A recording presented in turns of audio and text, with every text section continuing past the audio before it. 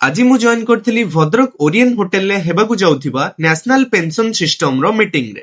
ସକାଳୁ ସନ୍ଧ୍ୟା ପର୍ଯ୍ୟନ୍ତ ଏହି ହାତ ଖଟେ, କାହାର ଘର ତିଆରି କରେ, କାହାର ସ୍ୱପ୍ନ ସଜାଏ, କିନ୍ତୁ ନିଜ ଭବିଷ୍ୟତ ପାଇଁ ଅନେକ ସମୟରେ କିଛି ସଞ୍ଚୟ ରହିପାରେ ନାହିଁ। ଦିନ ଯାଏ, ବୟସ ବଢେ, ଆଉ ଧୀରେ ଧୀରେ ଶରୀର ମଧ୍ୟ ଥକିଯାଏ। ଯେତେବେଳେ କାମ କମିଯାଏ, ସେତେବେଳେ ସବୁଠାରୁ ବଡ ଚିନ୍ତା ହୁଏ ମାସିକ ଆୟ। ସେଥିପାଇଁ ଆପଣଙ୍କ ସାହାରା ହୋଇପାରେ ଏନପିଏସ୍ ନ୍ୟାସନାଲ ପେନସନ ସିଷ୍ଟମ, ଏକ ଏମିତି ଯୋଜନା ଯେଉଁଠାରେ ଆପଣ ନିଜ ଆୟ ଅନୁଯାୟୀ ଅଳ୍ପ ଅଳ୍ପ କରି ଟଙ୍କା ଜମା କରିପାରିବେ। କୌଣସି ବଡ ରାଶିର ଜରୁରୀ ନାହିଁ, ନିଜ ସୁବିଧା ଅନୁଯାୟୀ ସଞ୍ଚୟ କରନ୍ତୁ, ଆଉ 60 ବର୍ଷ ପରେ ସେହି ସଞ୍ଚୟ ହେବ ଆପଣଙ୍କ ପ୍ରତି ମାସର ପେନସନ। ଅର୍ଥାତ୍ ବୟସ ବଢିଲେ ମଧ୍ୟ ଆର୍ଥିକ ସୁରକ୍ଷା ରହିବ ସାଙ୍ଗରେ, କାରଣ ଜୀବନରେ କେବଳ ଆଜିର ରୋଜଗାର ନୁହେଁ, ଆସନ୍ତାକାଲିର ସୁରକ୍ଷା ମଧ୍ୟ ଦରକାର। ତେଣୁ ଆଜି ହିଁ ଯୋଗାଯୋଗ ଦିଅନ୍ତୁ ଏନପିଏସ୍ ସହ ଏବଂ ନିଜ ଭବିଷ୍ୟତକୁ କରନ୍ତୁ ସୁରକ୍ଷିତ। ନିଜର ଏନପିଏସ୍ ଖାତା ଖୋଲିବା ପାଇଁ ନିକଟସ୍ଥ ବ୍ୟାଙ୍କ, ପୋଷ୍ଟ ଅଫିସ କିମ୍ବା ସିଏସସି ସେଣ୍ଟରକୁ ଯାଆନ୍ତୁ। ଏନପିଏସ୍ ଆଜିର ସଞ୍ଚୟ, ଆସନ୍ତାକାଲିର ନିଶ୍ଚିନ୍ତ ଜୀବନ।